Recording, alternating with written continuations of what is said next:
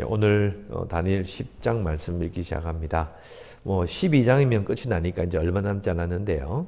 10장하고 11장은 다니엘과 다브레의 만남에 대한 부분이 나오고 11장, 12장 초까지는 안티오쿠스 4세, 우리가 계속해서 나왔던 안티오쿠스 에피파네스 4세에 관련된 일들이 계속 나오고요. 12장 이제 마지막 부분에는 다니엘에게 주시는 약속으로 끝이 납니다. 1절을 보시면 바사왕 고레스 제3년 3년이라고 기록이 되어 있는데요. 사실 학자들은 앞에 나오는 그 다리오 왕 기억나시죠? 다리오 왕과 고레스 왕이 같은 왕일 수도 있다. 이렇게 주장하기도 합니다. 왜냐하면 우리나라 조선시대나 대한제국 때처럼 여기서 기록이 확실치가 않으니까 겹치는 부분이 있는 겁니다. 그래서 그럴 수도 있다라는 생각도 하고요. 또 여기 고레스라고 했는데 이 고레스 왕이 우리나라가 성이 고시가 있잖아요. 그러니까 성이 고시고 이름이 레스다 이런 농담도 하는 사람도 있는데 이 고레스 왕이 원래 발음대로 하면 키루스입니다. 키루스. 그런데 이 왕이 계속 언급되는 이유는 전때 말씀드린 것처럼 바벨론은 정복한 나라들의 신을 가져왔어요. 자기 그 수도로. 신과 관련된 신상과 그리고 기물들을 뺏어가지고 중앙정부가 있는 도시로 데리고 왔어. 그런데 페르시아는 정반대로 그 신을 환하게 할 필요가 있느냐 이러면서 다 돌려보냈다는 거죠.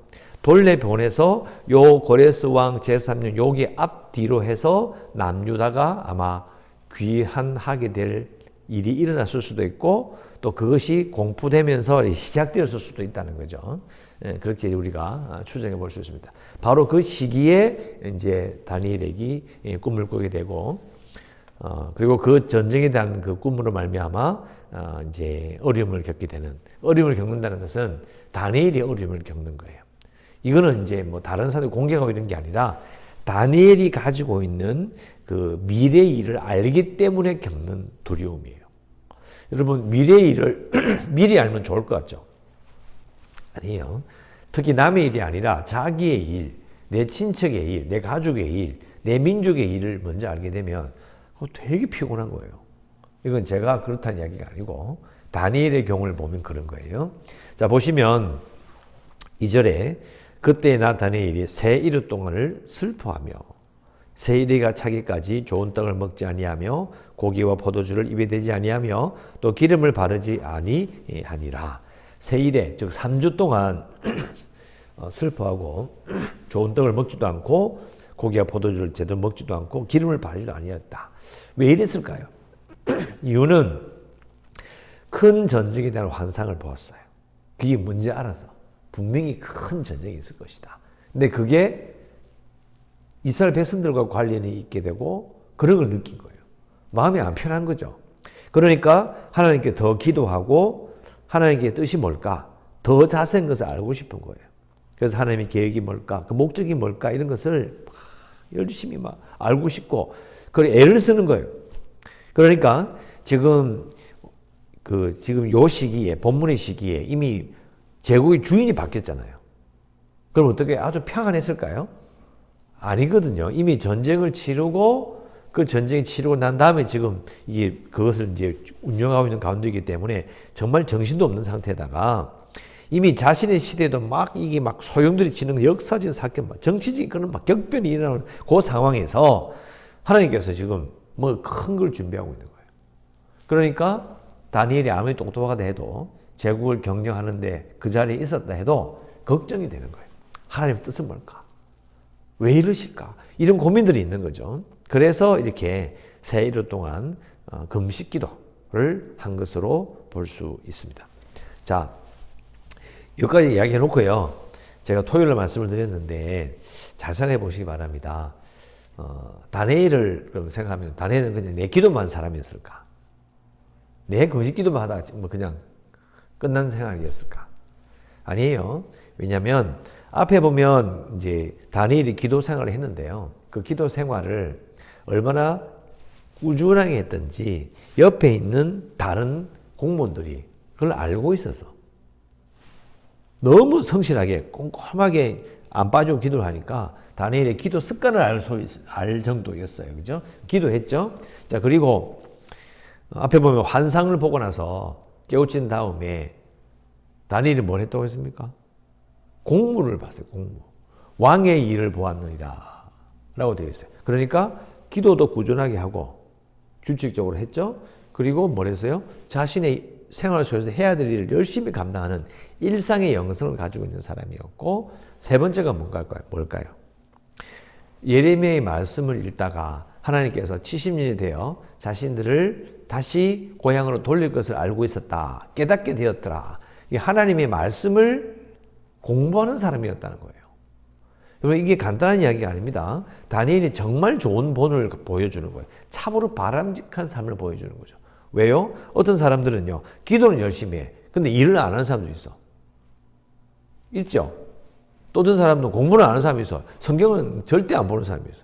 또 어떤 사람은 성경 열심히 보는데요, 일을 안 하는 사람이 있을 수 있고, 성경 열심히 공부하는데 기도는 안 하는 사람이 있을 수 있어요. 그런데 다니엘은 이 세 개를 다 갖추고 있는 사람이었다. 자, 여러분, 그 데살로니가 전후서를 읽어보면요, 바울이 꾸짖는 사람들이 있었죠. 일을 안 하고 내 참견만 하고 교회에 와 있는 사람들이 있어서. 왜 그러냐? 열심히 일해서 자기가 일한 대로 자기 지 손으로 일해서 먹고 살아라, 이렇게 말하는 사람도 있었어요. 그런 사람이 왜 나타났죠? 그 교회가 진짜 교회였기 때문이라고요. 정말 사랑이 있었고 돌봐주는 그런 것이 있기 때문에 교회 와보니까 너무 좋은 거야. 왜? 일하러 안 나가도 먹고 살 수 있는 거예요. 그러니까 이게 이 집 가서 먹고 저 집 가서 먹고 이렇게 되는 거죠. 영성이 문제가 있는 거죠. 하나님 말씀도 있고 은혜도 있는데 일상을 열심히 안 살아. 그럼 그런 문제가 있는 거예요. 근데 다니엘은 어때요? 환상을 봤어. 그러면 하나님이 내게 환상을 보여주셨네. 네, 이 더러운 일 때려 채아프고 나가자. 이럴 수 있다니까요. 저 사막에 가가지고 숨어 살면 되지. 그런데요, 환상을 보고 하나님의 뜻을 깨우쳐도요, 그 다음날 왕의 일을 열심히 봤다고요. 또 그 사이에 뭘 했어요? 기도도 하고 그 사이에 성경 말씀도 공부한 거죠. 그러니까 다니엘이 정말 바람직한 몸이 된다라는 걸 여러분 꼭 기억하셔야 돼요. 왜? 다니엘 얼마 안 남지 않았거든요. 쓱 지나고 나면 다니엘 환상을 본 사람 아닙니다. 간단한 그게 아니고요. 기도 많이 했구나, 그것도 아니에요. 합쳐져 있다. 기도 생활과 일상의 영성과 하나님 말씀을 공부하는 것이 합쳐져 있는 아주 바람직한 사람이다라는 것을 우리가 알 수 있습니다. 자, 이제 4절에 이제 환상의 부분 어떻게 됐는지 설명을 하는데요. 첫째 달 24일에 내가 hitdegel이라 하는 큰 강가에 있었는데, 그때 내가 눈을 들어보니 한 사람이 세마포 옷을 입었고 허리에는 우버스 순금 띠를 띠었더라.